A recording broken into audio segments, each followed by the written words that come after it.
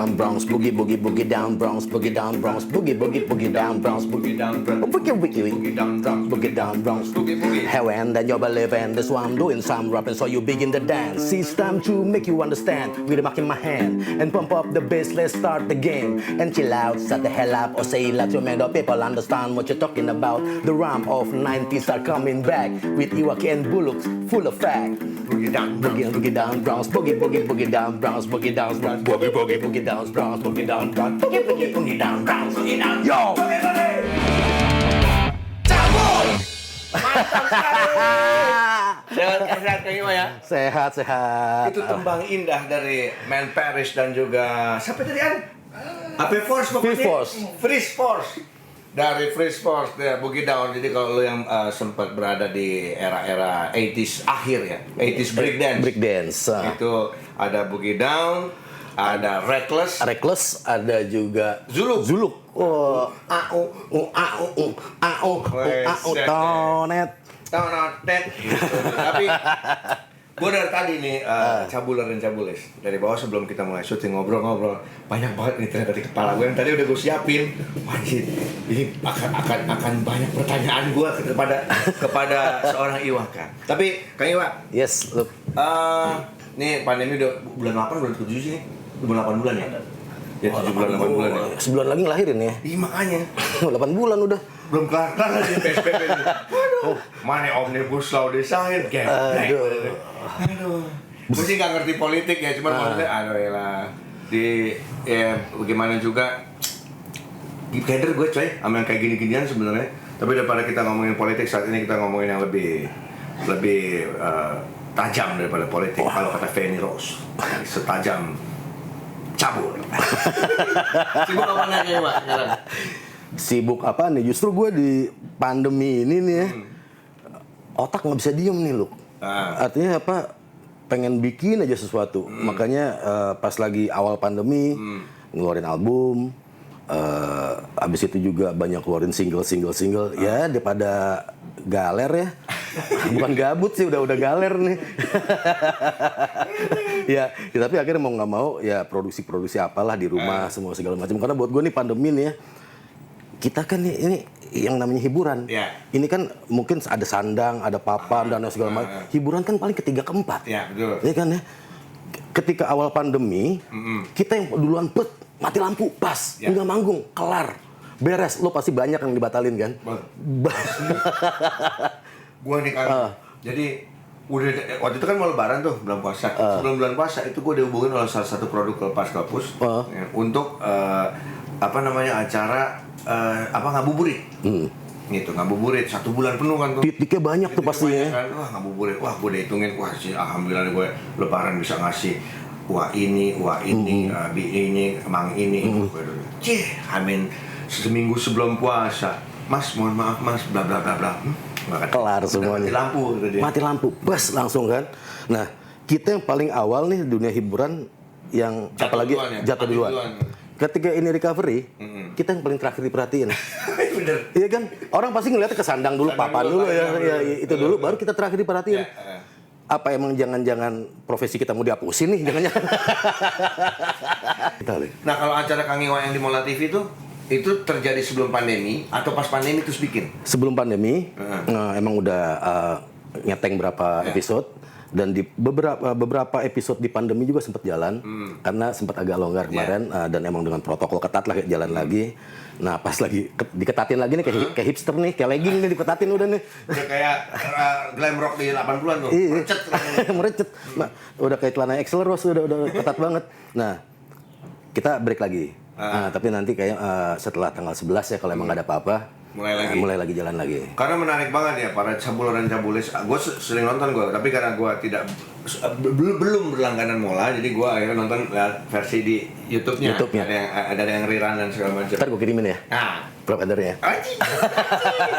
Karena gue nonton mulu dari dia interview Nikita Mirzani sampai nangis. Ada Andi Rif yang pernah di sini juga ada. Terakhir kemarin itu Budiman Sujatmiko juga ada Gading semua segala. Ngebahas yang menariknya dari penjara openingnya, ya kan, interview terus mulai closing di penjara juga. Itu dapat izin gimana ceritanya tuh Kang Ewa? Tiba-tiba wah ada ide, wah gue pengen di penjara terus bisa dapat izin tuh gimana ceritanya? Rata-rata ya, bukan rata-rata, teman-teman juga udah nyerah dari kata wah itu susah. Buat gue tuh nggak ada yang namanya kamu susah sebelum dicoba. Kalau buat gue ngobrol aja dulu, ngobrol. Dan andilalah penjara juga, dalam penjara ya beberapa penjara di Indonesia tuh ada namanya yayasan Jera. Jadi warga binaan yang ada di situ itu daripada emang ngejalanin hukuman cuman di penjara aja, mereka yang suka ngelukis-lukis, kerajinan kulit, ada juga ngeband, ada juga barista, pokoknya banyak lah. Bahkan kerajinan kulitnya tuh udah diekspor ke New York, sekolah fashion di sana. Nah, ini nih ada cerita lagi nih. Gue ngebentuk band kan, pas lagi buat acara ini di penjara. Nah, gue tanya nih kemarin nih, bandnya gimana? Bubar. Kok bubar? Kan waktu bebasnya beda-beda. Ada yang udah bebas. Salah gue. Jadi udah bebas. Bye guys. Ikut campurannya. Kan nggak bisa masuk lagi kan, susah kan. Ya udah akhirnya ya kita coba lagi, kita rekrutmen lagi dari yang ada gitu. Ya seru sih, buat gue seru. Dan kenapa akhirnya penjara? Gue juga yang gue obrolin di situ kan sebenarnya musafir malam ya namanya. Gue cuman di sini orang yang apa ya, menghargai kegelapan sebagaimana mensyukuri terang. Menghargai kegelapan bagaimana mensyukuri terang. Baru cut 1, gue udah dapet 3 quotes nih coy. Baru cut 1. Di kepala gue udah 3 quotes, ntar gue kasih di akhir ya. Gitu. Nah, berarti gue tambah quotes dulu ya. Aja tambah quotes dulu. Saya Kang Ewa ajar quotesnya nih. Thank you banget ya buat teman-teman dari Moksa Brewery. Ya, Moksa Brewery ada kopi pandan, gue suka banget tadi. Terus ini ada Kualima, ini ada susu jagung kok Bumble. Susu jagung, ada lemon sriracha yang pada suka. Nih ada Kualima juga ngasih nasi kebuli ayam coy. Udah gue hajar nih tadi. Jos, sukses. Thank you banget teman-teman UKM yang udah support. Yang mau disupport sama Cabul silakan. Nah, berarti gini kayak Wak. Akhirnya si acara di Mola TV bisa akhirnya untuk apa namanya? Opening atau syuting di penjara. Tapi ini selama pandemi boleh nggak sih ke penjara itu? Nah, akhirnya PSBB nih, kita pas bicara PSBB. Pokoknya pas sudah ada pandemi, emang udah ada protokol-protokol yang bahkan bukan syuting aja, tapi buat kunjungan pun benar-benar dibatasin kan. Akhirnya ya udah beberapa episode penjara terskip, dan kita coba untuk ya create itulah dengan bukan real prison gitu ya, kita create. Tapi paling nggak tetap ambience-nya Musafir Malam nih bukan orang yang termarginalkan, karena malam sendiri kan, kenapa musafir malam. Malam sendiri waktu yang termarginalkan buat gue. Orang lihat malam tuh dapat stigmanya, lo jangan hati-hati kok pergi malam. Wah, lo ngapain sih nongkrong malam, pasti anak-anak nakal. Nah, karena spiritnya di sini di Musafir Malam kita mesti ngebebasin dari stigma itu gitu loh. Stigma itu tercipta cuman buat emak-emak yang di sekitar tukang sayur doang. Obrolan di situ. Jadi buat gue stigma tuh diciptakan buat dicuekin, buat kalau kita mau maju gitu ya. Tapi makanya gue coba untuk kasih vibrasi di sini, ya semoga positif gitu ya. Kita nggak boleh berhenti hanya dengan stigma, ngelakuin sesuatu. Ya itu tadi malam tadi orang yang sedang berjalan di kegelapan juga orang yang dianggap brengsek lah. Buat gue apa ya? Sisi gelap sama sisi terang tuh satu kesatuan. Kenapa termarginalkan? Orang biasanya kalau nunjukin kok kita udah ketemu cewek nih, look ya, pasti kita tongolin sisi terang. Kita umpetin sisi gelapnya. Kita umpetin. Itu kan udah termarginalkan sama kita kan. Coba kalau kita lihat Bulan Sabit. Bulan Sabit loh. Bengkok dulu dia. Enggak. Dia tuh nggak pernah menyembunyikan sisi gelapnya, tapi cantik. Oh, cantik. 5 aja kuatnya. Catetin. Itu maksud gue, kenapa kita nggak kayak gitu loh. Dan gue nggak setuju sama orang yang selalu ngomong yang sesungguhnya gue udah berlepas dari masa lalu gue. That sucks buat gue. Sorry ya, gue ngomongin buat gue. Senajis seburuk apapun masa lalu itu yang membawa lo yang membawa lo ke hari ini, yang membawa gue ketemu sama lo. Kita senang di sini. Makanya gitu. gue nggak pernah namanya menyembunyikan. Gue pribadi orang yang nggak pernah nyembuhin aib, walaupun lu aib lu buka-buka. Bodo amat, gue orang tahu gue dulu gitu. Gue sering bugil, ada segala macam. Anak lu gimana? Ya anak gue mau nggak mau itu kan masa muda papa. Iya. Gue pun seperti itu. Anak gue maksud gue nggak pernah ngumpetin apapun dulu. Karena buat gue ya lo mesti ngelihat gue tuh emang satu kesatuan gue, sehingga lo bisa menjadi diri lo, bukan bagian fake-nya gue aja gitu loh. Ya itulah maksudnya, ini spiritnya dari Musafir Malam di lagu-lagu gue, semua itu semua tentang itu. Ini keren banget soalnya. Jadi album Musafir Malam ini kan renungan, boleh dibilang renungan malamnya Kang Iwa berarti. Baru dalam arti kayak tadi Kang Iwa bilang, kita selalu menyembunyikan stigma negatif. Kan kayak misalkan lo alangkah lebih baik sebenarnya kalau misalkan orang yang kita suka atau segala macam tahu dari kita sendiri, bukan tahu dari orang. Bukan tahu dari orang. Dari googling apa segala macam gitu. Itu dia tuh. Susah amat ya dari kenal sama orang, taunya dari googling. Mendingan ngobrol gitu kan, tahu ada. Gue pernah kejadian. Gimana lu? Dulu gue deketin cewek ya kan, segala macam. Tiba-tiba gue diceritain, itu kesalahan gue sembunyiin stigma negatif gue nih, gue sembunyiin. Tiba-tiba pas ngedeketin dia mungkin googling dan nanya ke orang-orang. Udah segala sini kok cemberut aja nih. Tiba-tiba, kamu tuh pernah gini ya? Kamu tuh Itu deh. bahkan gue ditinggalin cewek gara-gara gue menyembunyikan stigma malam gue. Udah gue cinta mati, udah segala macam, ditinggalin cewek gara-gara dia tahu dari Aryan Asing ya. ngebuka stigma negatif gue. Bulu teh kieu. Kelar langsung. Saya makanya udah biar tahu aja. Gitu. Sekalianin aja kan. Lu mau nggak gue kayak begini gitu ya? Iya, gak ada beban. Jalan begini capek, men. Enggak lebih enak kan, gini lebih santai. Nah, kita balik sekarang ke si album Musafir Malam. Ini lagunya tentang apa aja sih, Kak Iwa? Ya, itu sebenarnya kalau dirangkum tentang itu. Ya. Ada lagu yang judulnya Musafir Malam sendiri ya, di opening itu emang apa? Gue menyapa teman-teman gue yang musafir malam ya, para jalang dan binatang malam, para penghuni lembah yang terlupakan di mana kemuraman bersemayam. Apa sih arti matahari bila tak ada satupun yang tersinari? Namun apa artinya gelap bila tak ada satupun yang menjadi rahasia di perjalanan gitu. Ini keren liriknya. Gue penasaran banget. Kayaknya waktu sebenarnya kalau menulis lirik tuh sering baca buku kah, atau memang dapat kata-kata yang memang bersemayam tuh jarang digunakan kan dalam sebuah lirik lagu. Masih pan of wisdom tuh ya. Gue tadi pasti kata-kata bersemayam itu jarang banget digunakan. Mahliga itu jarang banget digunakan sudah. Tapi emang itu budaya di tahun 80-an, 70-an, akhir 80-an, 80-an tuh banyak penulis-penulis lirikus ya. Indonesia menggunakan kata-kata seperti itu. Mulai di 90-an, we are living in the age gitu ya. Orang udah mulai mencoba mencari identitas baru dan akhirnya sekarang udah mulai makin jarang digunakan. Kalau buat gue sendiri, gue tuh pengen banget mencoba satu kata tuh punya attitude. Gitu lah, tiap kata-kata di lagu tuh nggak sekedar yang gue tulis tapi ada attitude. Attitude-nya apa nih? Misalnya kenapa gue tulisnya bersemayam? Kenapa nggak gue tulisnya cuman tinggal, gitu tinggal atau emang mengendap dan lain sebagainya. Gue pikir emang setiap kata tuh punya nyawanya masing-masing gitu loh. Ketika orang dengan kata bersemayam, dengan kata tinggal dan lain sebagainya punya arti yang berbeda. Kayak ngajedak, ngajengkang gitu. Kalau di Sunda kan jatuh tuh banyak banget ya. Tikusruk gitu kan, itu udah beda masing-masing itu attitude dari kata-katanya sendiri. Tiap kata punya nyawa. Makanya buat gue tuh, gue suka banget. Ya gue suka baca pertama, gue tong sampah musik juga, tong sampah buku juga. Pantesan. Gue suka banget gimana akhirnya bisa sih Jimi Hendrix nulis When Christ Mary gitu ya. Ini orang hebat banget, apa sih idenya gitu? Kok bisa sih John Lennon itu bikin Imagine gitu ya? Atau Ringo bikin Yellow Submarine dan lain sebagainya gitu. Gue tuh, lo kalau ngetik dia Yellow Submarine tuh alamat rumah gue. Alamat rumah lo tuh. Jadi buat gue tuh gue tertarik banget sama hal-hal kenapanya mereka bisa keluar seperti itu gitu loh.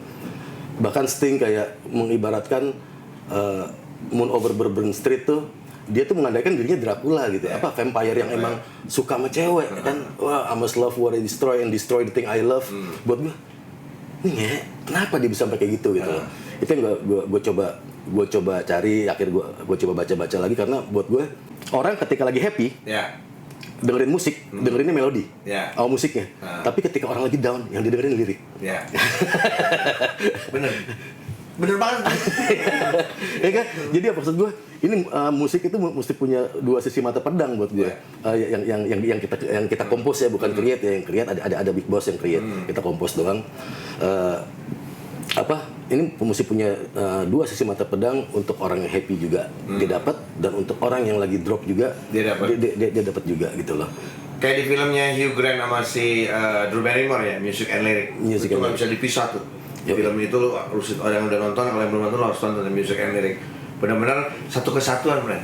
Akhirnya kayak itu, kayak gue bilang tadi, dua mata pedang. Nah, itu aja jarang digunakan, friend. Kita harus menggunakan dua mata pedang. Ini kalimat-kalimat yang sudah jarang digunakan. Bahasa simpelnya adalah kita harus punya kekuatan dari sebuah musik yang dari mulai ya kasarnya dari mulai musiknya, melodinya atau liriknya. Tapi ini dua mata pedang kata-kata yang dipakai.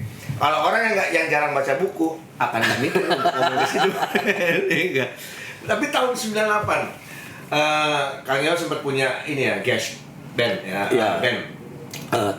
Sebenarnya gas band itu tahun 89 gue pertama kali gue kenalan sama mikrofon di studio rekaman itu yang kenalin anak-anak gas band. Oke. Tahun 89.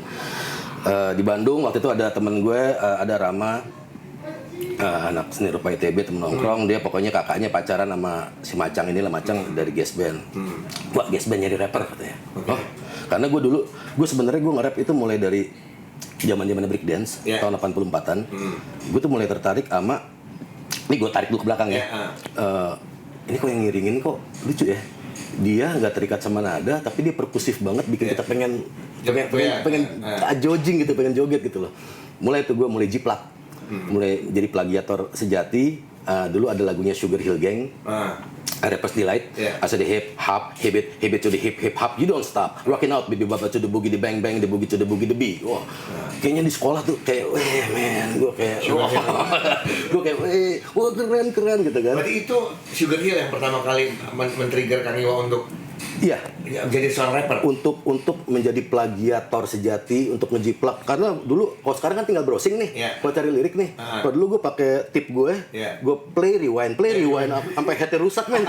Dia kan sampai headnya tuh tipis banget. Lu pakai kapas. Pakai kapas sih. Belum kalau bisa putus, pakai nasi kan dulu nempelin. Nempelin pakai nasi dulu biar nyambung lagi pitanya. Kalau kasetnya, nah udah. Jadi itu paling enggak tuh habis waktu 10 menitan lah buat satu lagu.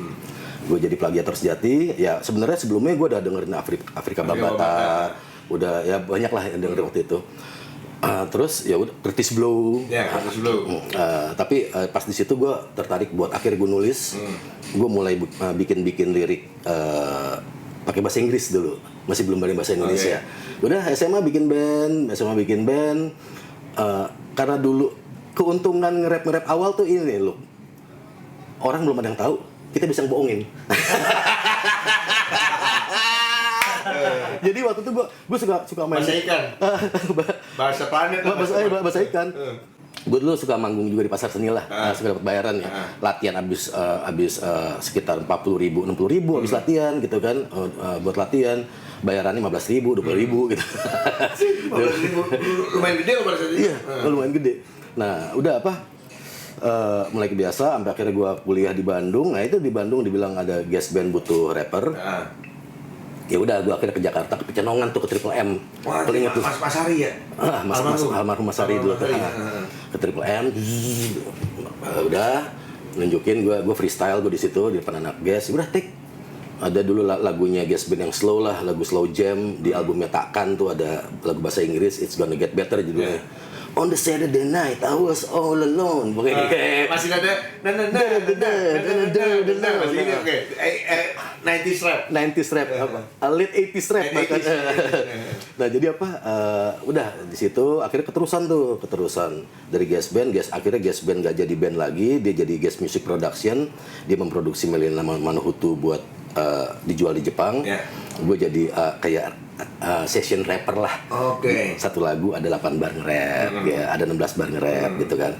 Di albumnya udah gue mulai bolak-balik Jepang pada waktu itu gitu loh buat di albumnya Meli. Ya keterusan deh. Sebangku dia sekelas maksud gua. Meliana. Oh iya. Perdut itu ya. Apa kabar Mel? Dulu gua sering beli itu dia tuh kue jualan apa sih? Papertar. Nah, berarti di era itu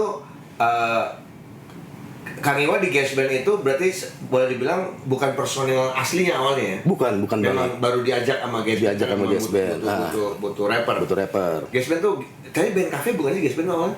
Gas Band bukan. Ya? Emang dulu ada gas tapi gasnya gas menebak. Dengan double S. Kalau ini kan gas tamu. Gas tamu kayak merek ya. Kalau merek kan gas menebak. Ini bukan gas tamu ya, bukan gas tapu. Gas tapu beda lagi. Itu pergerakan sayap kiri. Gas tapu sayap kiri.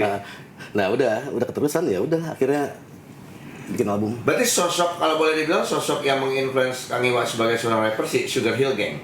Banyak sih sebenarnya ketika emang akhirnya gue harus gue ingat waktu anak-anak tes bilang udahlah lo bikin bahasa Indonesia lah. Karena waktu sama Meli juga gue masih belum punya nyali buat bikin rap bahasa Indonesia. Masih bahasa Inggris dicampur Jawa, Inggris dicampur Sunda, campur Ambon gitu ya, sama bahasa daerah. Nah udah pas ketika anak-anak tes gitu baru deh gue mulai ini. Dan gue juga dulu gue dengerin Randy MC, banyak yang gue dengerin pada waktu itu kan. Tapi yang jelas influence yang paling gede di gue adalah Chuck D. Public Enemy. Itu gue buat apa? Buat gue dia kadang-kadang bukan di panggungnya aja, tapi di luar panggungnya gitu loh. Dia jauh dari kehidupan rockstar yang gue suka gitu loh. Ada satu sampai gue save di Twitter waktu dia jawab di Twitter. Tapi dia udah di handphone gue yang lama. Kenapa gue nggak pakai mobil mewah sampai sekarang? Dia sanggup beli mobil. Karena I'm doing the service.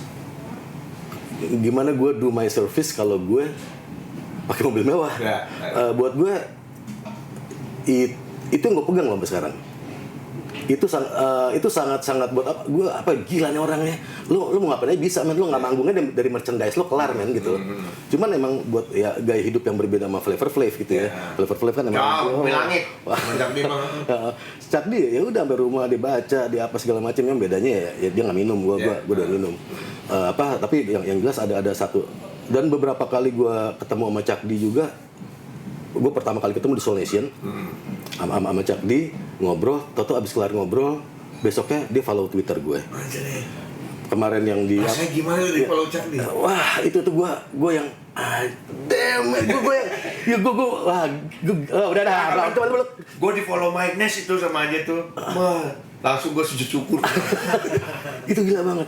Nah, dia kemarin yang di Host Festival ini yang sama Prophet of Rage, ketemu lagi kan, tahu gue punya IG, dia follow lagi besoknya IG gue yang ini orang very humble dan ngobrol panjang sama gue kan, benar-benar yang emang dia awal yang di Jakarta tuh yang waktu di Soul Nation dia kaget gue pakai baju Public Enemy yang edisi pertamanya PI gitu kan, dia lo begini, bilang gitu kan. Ya gue dari tahun segini, gue bahkan sebelumnya gue ngefans sama lo gitu kan. Gue keluarin album gue, di tiap album gue di special thanks selalu ada Public Enemy dan Beastie Boys. Karena buat gue dua itu adalah dua jenis hip hop yang berbeda tapi kasih color ke gue. White and black hip hop tapi emang sama-sama inilah buat gue. Nah gue kasih lihat nih di tiap album gue, udah, lu mau mulai ini tahun 92? Dia kaget deh. Iya. Udah mulai akhirnya gue ya jadi sering DM-an, jadi ngobrol sama gue yang bener-bener idola coy. Fuck man, gila itu boleh dibilang anjing.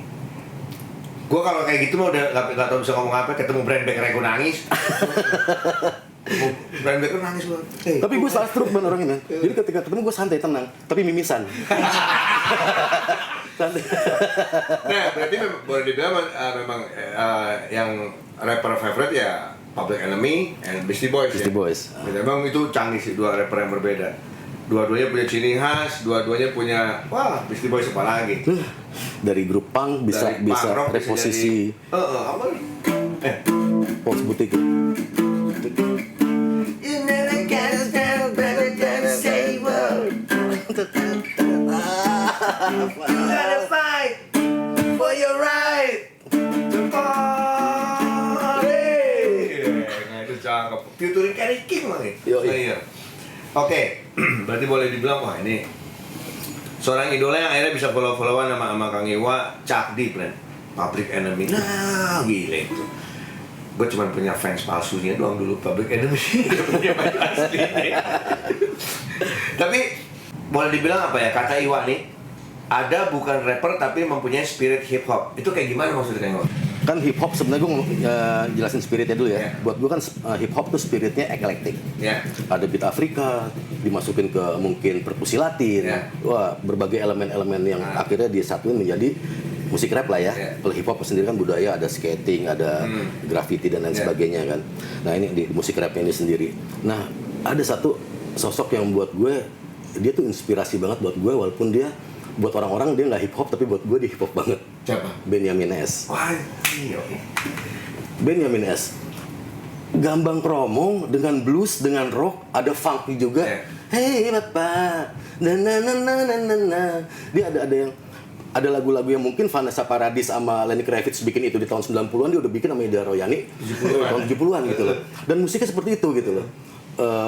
Belum bluesnya juga, belum rocknya juga, buat belum deliver spontannya dia. Nah tuh dia babe datang aja tengah bulan aja lan, ya apa? Kayak jamming sih sebenarnya. Kayak jamming.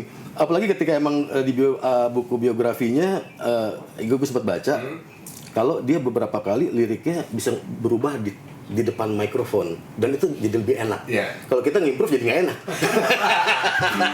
Kalau kita lupa depan mikrofon jadi nggak enak. Dia bisa jadi lebih enak. Buat gue, deh man, inspiring banget. Ya memang kalau almarhum Benyamin S tuh super genius kalau buat gue sih. Mau main film lucu bisa, kecuali di Intan Berduri ya. Dia main Film Citra tuh dapet ya. Dia benar-benar tidak menjadi seorang Benyamin yang seperti biasanya. Tapi emang wah gila nih, the best itu. Untuk rumah gue deket Benz Radio. Jaga Karsa Pride. Nah, ini dia nih mau gue obrolin nih. Ini masih inget nggak orang-orang ini nih? Ini bocah siapa sih nih? Ini bocah sekarang kalau nggak salah udah punya anak. Anjir. Sama kayak tadi yang nganterin kopi. Almarhum bapak itu temen gua. Iya enggak? Aduh gila, Al-Fatihah ya buat Bang Heri. Sering main sama gua dulu pada waktu dagang-dagang piring antik. Kalau lo cerita-cerita gua dengan Jimmy dan Malau, piring antik VOC yang gua jual di Jalan Surabaya. Salah satunya pembelinya adalah ini yang punya ini. Semesta bicara, plan itu dia. Terus ini siapa Kang Iwa? Ini namanya Bayu. Uh-huh. Ini keponakan teman gue nongkrong sebenarnya. Uh-huh. Keponakan teman gue nongkrong, ya udah ketika lagi video klip waktu itu Rizal bilang udah ajak aja. Rizal Mantovani. Rizal Mantovani. Udah, lo tau gak kalau Rizal Mantovani dulu nge-rap? Enggak. Nah, dia nge-rap. Dulu gue bikin grup rap sama dia. Dia sama Dodo Abdullah. Anjir. Produser gua dulu. Produser gua dia Marius. Iya. Dulu bertiga dan kita melenceng sebentar ya. Itu namanya M Crew. Gua tahu M Crew tapi itu Rizal. Ada gue, ada Rizal, ada Dodo. Bertiga. Ada Ari juga. Ari gendut. Ya. Udah. Tapi akhirnya Ari cabut, kita bertiga. Kemana-mana bertiga. Dan ya udah, Rizal ya nge-rap dulu. Sampai akhirnya dia sampai sekarang sesat, dia main di film kan. Nah pokoknya itu akhirnya Rizal bilang, wah udah nih bisa nih pakai ada Bayu, dan Bayu sekarang ponakannya temen gue yang udah menikah dan udah punya anak. Itu syutingnya, gue nanya lo dulu ya. Dulu tidak Ini oke. Ini berarti si bocah kecilnya udah ponakan dari temen lu ya? Temen gue. Nih kalau yang nari siapa sih? Dulu sempet. Nah, ini yang nari ini adiknya Sarah Sehan, Ade Fitri. Sandy Sandoro. Iya. Bini Sandy. Ya, bini Sandy. Oke. Gitu. Jadi begini, cabuler dan cabulis yang terhormat. Ini bebas kan ya? Oh, bebas. Ngomongnya juga bebas, ngomong apa. Jadi gini. Di video klip ini, kalau lo perhatiin di YouTube, nggak kelihatan sih sebenarnya. Ada yang main skate bolak-balik kan, cor, kagak atraksi, bolak-balik doang ya. Itu ada gua, ada almarhum Robin Noksa, sama ada siapa aja waktu itu ya pokoknya. Itu lo tinggal balik. Iya. 25.000. Mana buktinya coba lihat, mana buktinya kakinya. Kan kakinya kelihatan tuh. Lu cari tar ya. Pokoknya ada skate, tapi nggak kelihatan. Pokoknya pakai flanel aja. Gitu. Masih rada Kurt Cobain gua dulu ya. Cobain.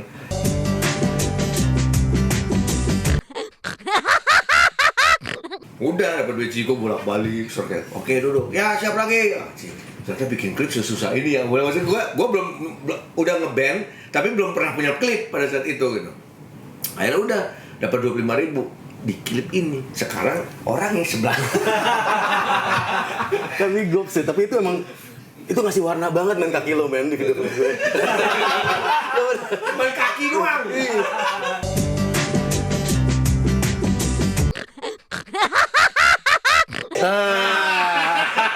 Kaki gue itu. Zigo.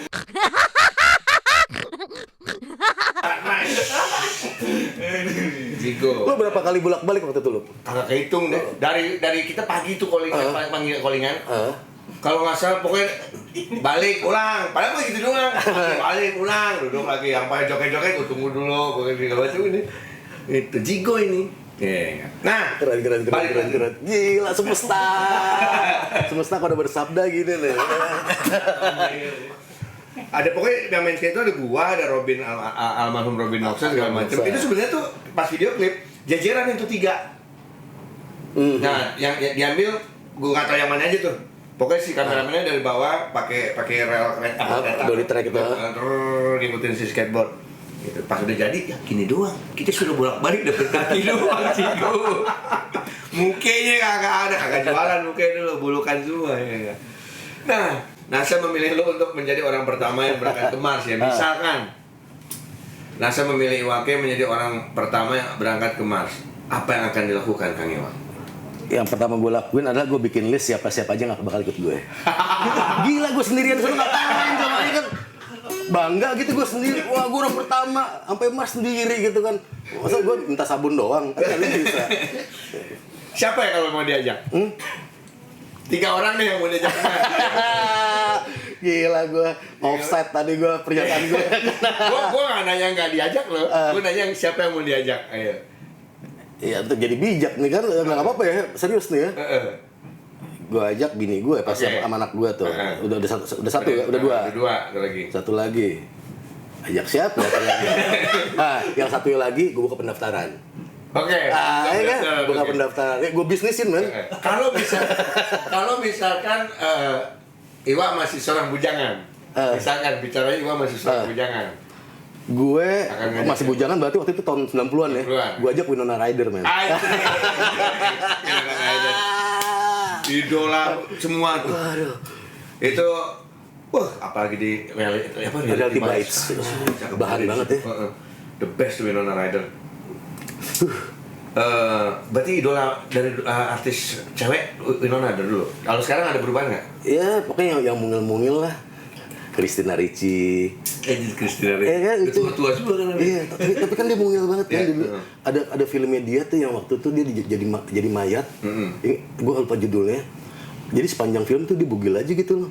Tapi kita jadi nggak berpikiran kebugilan ini. Dia tuh film freak banget. Winona Ryder tuh kemarin main serial Stranger Things kan? Jadi ibunya si siapa tuh si cewek botak itu. BMX-nya mahal. BMX Stranger Things 30 juta. Gila. BMX sekarang udah segitu. BMX Stranger Things tuh 30 juta. Zaman kita kan ada Hutch ya. Relic. Relic yang paling di depan kemarin. Haro. Haro. Berapa itu yang GT? Iya.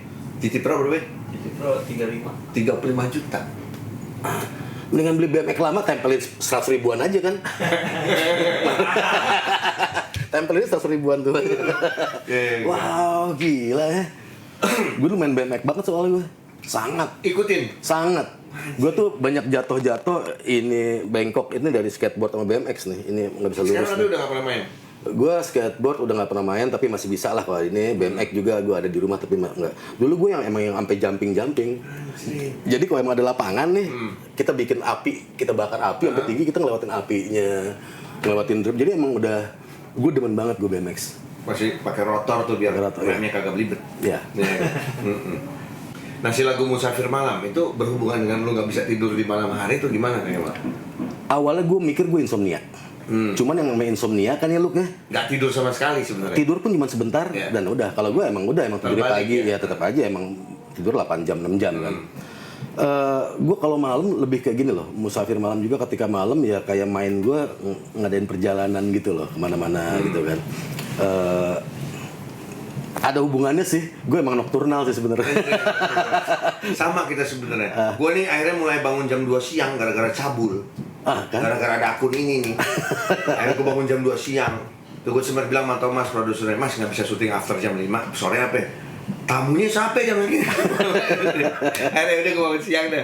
Tadi sama, gue tuh tidur jam 7 pagi. Jam 3, jam 4 baru bangun pasti gue. Nah, tuh kan. Baru mandi, nyantai, abis maghrib hidup deh tuh. Ya, udah baru Ya kan? nokturnal keluar tuh kan. Nah, anjir. Tadi sempat gue, jadi gini.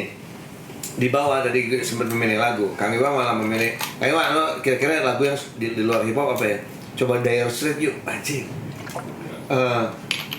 Lagu yang Dire Straits mah boleh dibilang band absurd sebenarnya. Money for nothing, music for free. Dengerin musik rock, apanya Kang Iwan? Nih, faktanya nih lo Yeah. ketika gue mulai karantina mau bikin album, Ya. gue nggak dengerin hip hop sama sekali nggak. Kenapa?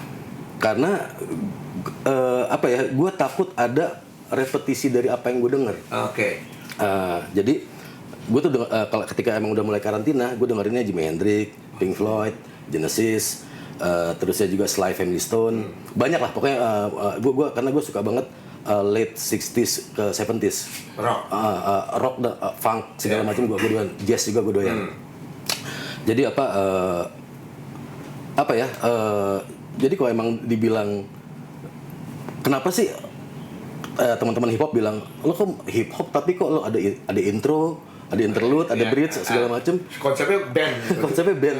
Karena ya udah nih attitude gue gitu loh. Gue ngapain juga gue bawa ada karya yang gue pakai attitude orang lain gitu kan. Gue nyaman begini. Dan pertama kali emang gue album pertama dan gue ngebentuk band gue bikinnya big band, 2 gitar, 2 keyboard. Jadi bener-bener emang apa ya, gue suka ambience itu, gue suka ambience live, ambience band tuh gue suka, plus DJ, ada DJ-nya juga. Itu karena gue itulah Beastie Boys gitu kan, gue liat Beastie Boys di situ. Gue inget ketika emang gue akhirnya di album pertama gue ada konser ke Jepang, kritikus musik sana, gue kan ngeband sama beberapa performer Jepang lah ya, yang emang DJ segala macam. Ini kok hip hop gini? Kenapa begini gitu kan dia bilang kan. Itu masih 90-an awal album pertama. Terus gue bilang, gue nggak bisa jawab, ntar aja lo ngobrol abis kita manggung lah gitu kan. Ya udah, ketika emang gue perform, tau dia nyamperin gue dan ngomong, I got the message. Ya emang ambience-nya, mungkin waktu itu almarhum Cole gitu ya, cuman tuit, atau yang nahan banget kan sebenarnya kalau hip hop kan. Baru mereka tahu maksudnya gitu loh. Kenapa nggak mesin tapi ini live? Karena tensinya pun akan berubah gitu loh. Walaupun orang nganggap repetisi, nah tensinya itu yang gue perluin untuk energi di panggung gitu loh buat gue. Emang detail, karena gue kadang-kadang gue detail freak juga. Gue kalau udah di musik gue agak-agak detail freak, jadi gue pengen yang seperti itu gitu loh. Ya itulah kenapa akhirnya ya apa kebiasaan gue coba aplikasiin di manggung gue semuanya gitu. Makanya gue bilang tadi itu macam-macam gue dengerin ya. Dari mulai Spyro Jir aja gue dengerin. Maksudnya yang fusion itu kan gue dengerin Cassiope, Azimuth dan lain sebagainya. Cassiope ya. Gosh, what? Itu dari tadi dia bilang When she's walking through the clouds.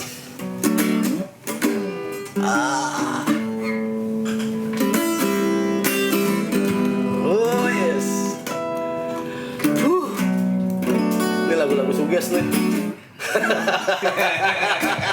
gue jadi buluk Hendrik, gue ngomongin dong. Nggak perlu dibakar kan? Nggak perlu dibakar.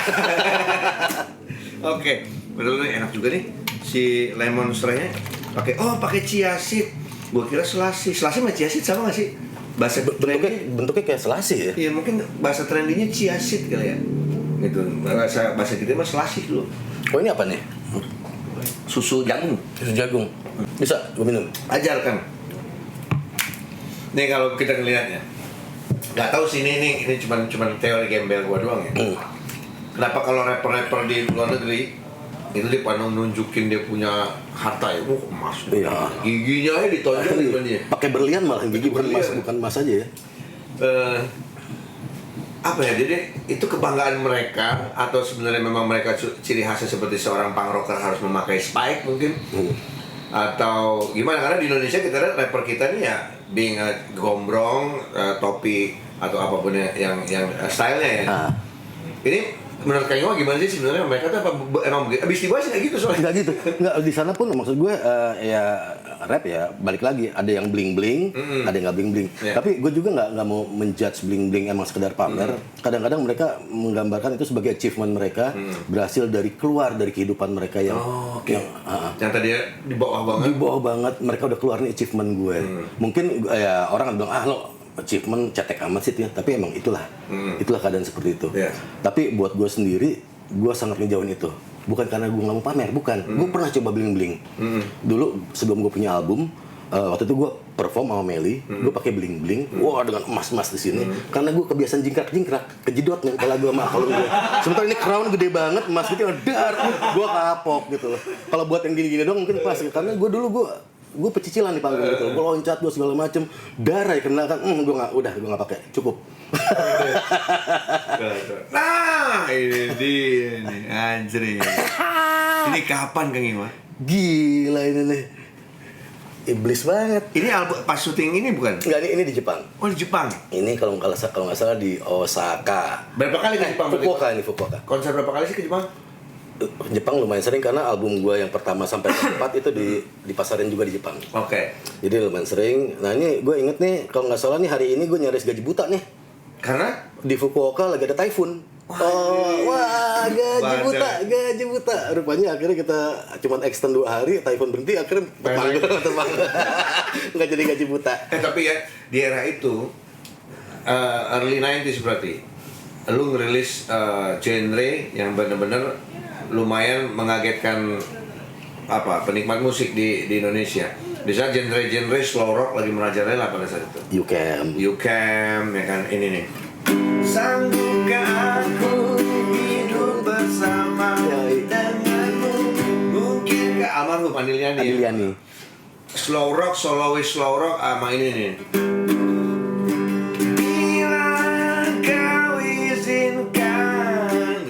Engki Supit. Tiba-tiba Iwaka nongol dengan hip hop, musik yang beda di era para produser saat itu lagi ngerilis slow rock dan sebagainya. Yang nemuin lo pertama kali untuk rilis siapa sih Kang Iwa? Ini gue justru twisting banget. Karena ketika emang bikin, kita nawarin ke beberapa label lah ya pada waktu itu. Ditolak semua. Justru Musika yang mau. Musika kan mainstream banget. Gue tuh sampai, yakin lo Musika? Iya, sama Musika lah pada waktu itu. Gue juga sampai sekarang sampai agak-agak belum tahu teorinya kenapa Musika tahu-tahu berani ngebuka. Itu udah Bu Acin apa belum ya? Belum, itu masih Koacu. Oh Koacu. Masih kakak Bu Acin. Koacu sama Bu Lucy waktu itu, sama istrinya. Nah, udah dan dan lumayan komunikatif. Ketika gue ikut, wah, lu bikin itu dong lagu yang tentang kesukaan makanan lu, makanya akhirnya ada lagu menu hari ini. Itu Koacu ngobrol. Maksud gue open banget, open mind gitu loh. Gue juga kaget, dia bukan mainstream nih. Ya gue tau lah gitu.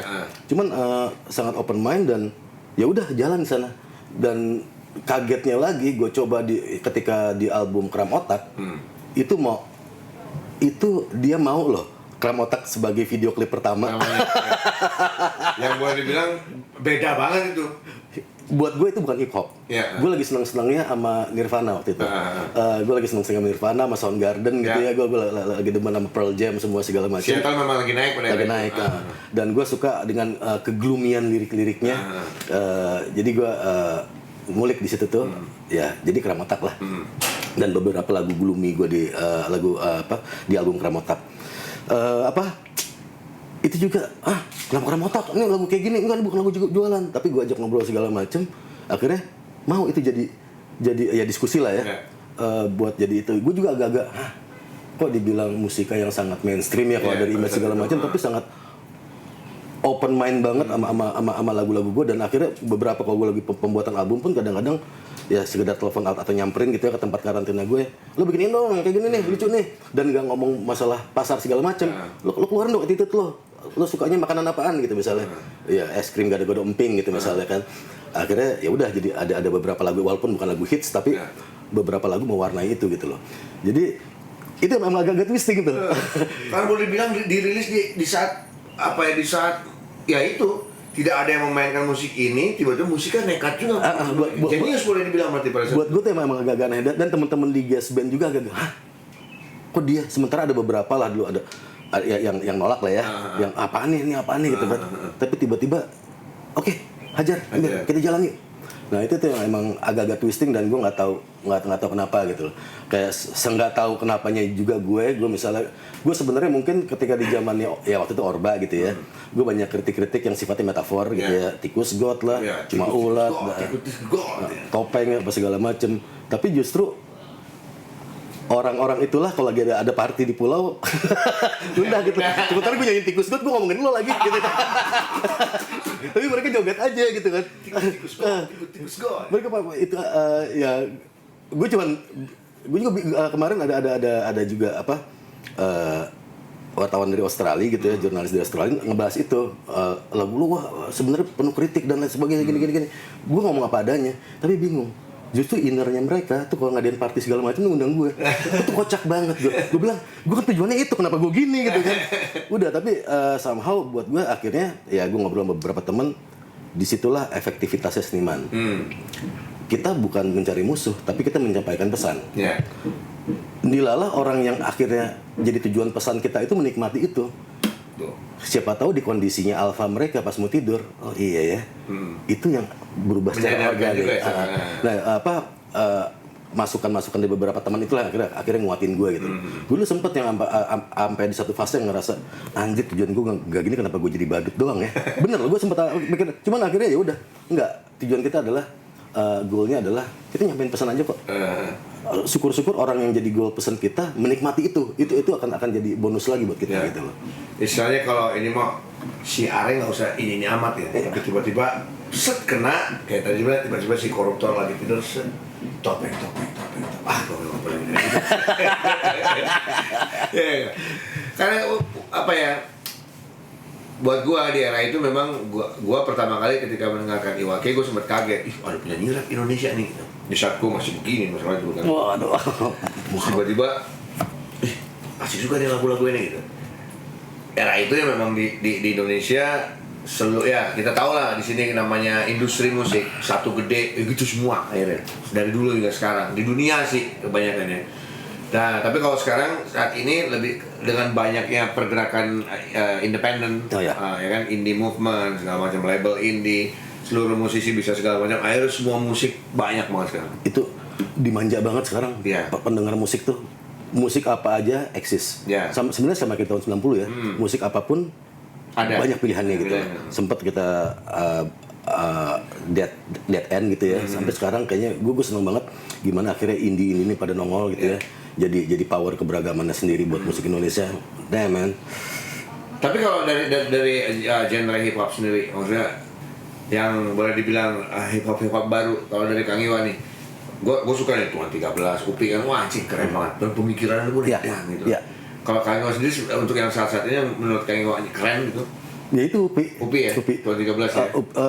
Upi buat gue punya angle yang menarik. Kalau emang dia ngebahas sesuatu, ngedelivernya juga asik. Gini, buat rapper nih ada jebakan nih. Gue pengen jadi rapper lyrical. Wah, gue pengen lyrical. Oke, liriknya wah bagus, tajam. Tapi didengarnya boring. Gue pengen jadi rapper yang enak, apa segala macam. Wah, yang manjain telinga. Oke, enak. Tapi isinya apaan? Gitu. Jadi maksudnya buat gue sih Upi orang yang bisa selain emang ada esensinya, enak didengar juga. Itu buat gue itu adalah ya ada beberapa ya, tapi gue sangat admire gitu sama Upi. Dia bisa ngejalanin itu semua. Wah, Upi udah main di akustik room nih, gue belum ngobrol nih Upi. Gimana Pi? Nih, kita ngobrol-ngobrol. Dia tapi ngedengerin Like Father Like Son juga boleh dibilang. Ini lucunya gini nih. Anjing gue jadi kangen sama dia bangsat. Bigut san. Jadi ini Mikala, ini Mikaela. Iya. Kasih perempuannya. Kasih perempuan, sama-sama Mikael. Emang apa? Gue tuh dulu ada assembly waktu kakak, gue manggilnya kakak kan ya. Waktu kakak tuh masih ada assembly, masih tinggal sama gue, ada assembly di sekolahannya. gue datang. Gue nggak tahu dia bakal perform apa, kata gurunya mau perform. Ya. Tau nggak? Dia pertama bawain Lombok dong. Oke. Gue nggak pernah ajarin dia. Kalau gue nganter dia ke sekolah, dia nggak pernah dengerin itu. Oke. Dan gue nggak pernah dengerin musik-musik gue ke anak gue. Oke, rap lain silakan lah. Yeah. Hip hop sekarang ya udahlah. Tau dia bawain Lombok dong, dihafal. Dan tau lagu keduanya apa? Yang bikin gue merinding. Dia bawain Kompor Meleduk. Itu kan kesukaan bokapnya. Iya. Dia, maksud gue, hah? Dia kok? Akhirnya gue tanya, kamu tahu kalau ayah tuh suka? Nggak tahu. Tapi aku suka lagu itu. Jadi kayak ada chemistry berarti. Gue yang, hah? Kok bisa pas gini sih? Jadi apa? Ya teh semesta. Kalau udah ini kan kita nggak tahu kan. Itu tuh gue paling amazed waktu itu tuh. Gue nggak pernah ngajarin dia lagu rap. Tapi gue pernah freestyle sama dia. Waktu gue masih pacaran sama bini gue yang sekarang, gue pulang sama kakak dari Pamulang ke Halim tuh. Sepanjang perjalanan kita freestyle, 8 bar, dia 8 bar. Nggak sengaja, dia awal-awal gue tanggepin lagi kan, tat. Itu nggak berhenti, padahal jalanan macet. Baru berhenti itu di terowongan terakhir sebelum keluar ke Taman Mini. Oke. Di Jor tuh, itu lumayan panjang dari Pamulang situ. Dan kita nggak berhenti. Gue, hah? It's good. Gue nggak pernah ngajarin dia caranya segala macam, tapi gue coba aja gue lihat ini, gue freestyle kesini.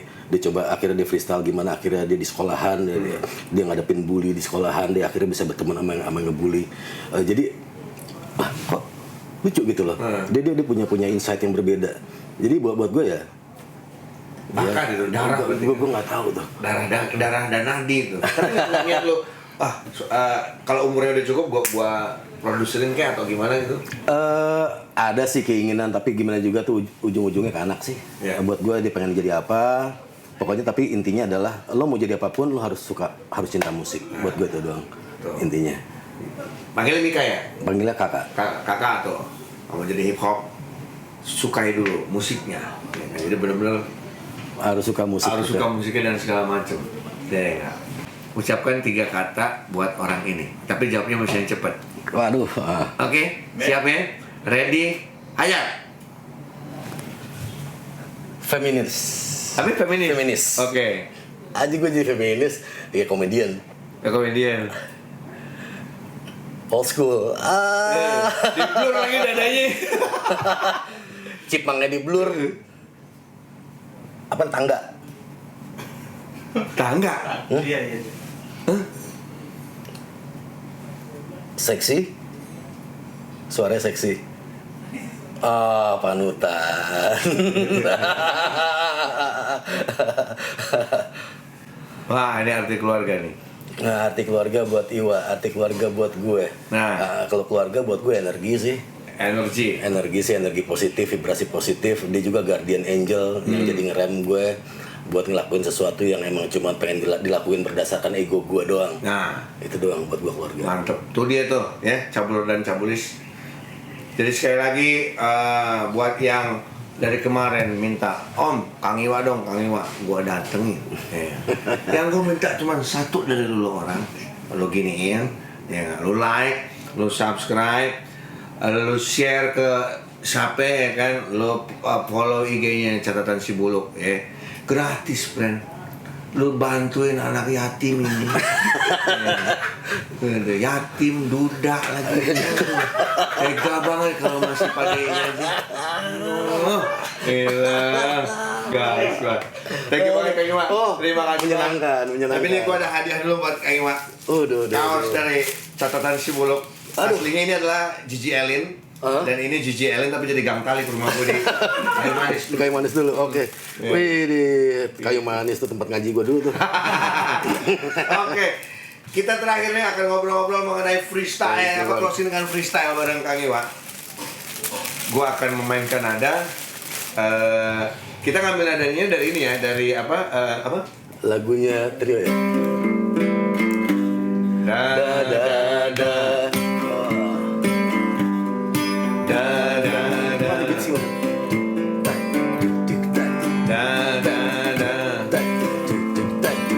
Oke, enaknya, betapa enaknya, nggak ada susahnya, sulitnya. Kalau emang badan lagi anget, yang namanya rezeki gampang banget didapat. Dapat hadiah dari Buluk, dari gang tali di Kayu Manis. Nggak perlu pakai alasan buat dapur ngebul kalau lo pengen cabul. Yeah. Da da da. I don't love you, you don't love me. Da da da. I don't love you, you don't love me. Da da da. I don't love you, you don't love me. Da da da.